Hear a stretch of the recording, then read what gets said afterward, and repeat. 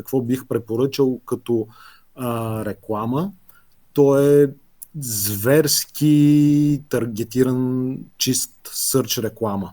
Само на зависимост от къде ги търсите вашите клиенти. И то тук най-важната роля ще играят ужасно правилният избор на ключови думи, защото, както казах, конкуренцията е зверска и някои от ключовите думи в сектора са с умопомрачителни цени, най-вече заради Booking.com. Затова с възможно най-тесните екзакт матч ключови думи да попадате, някой, който си търси къща за гости, примерно с 10 места или там колкото е вашата, в съответния регион, само единствено тогава вашата реклама да има потенциал да се появява и съответно да се бори в аукциона.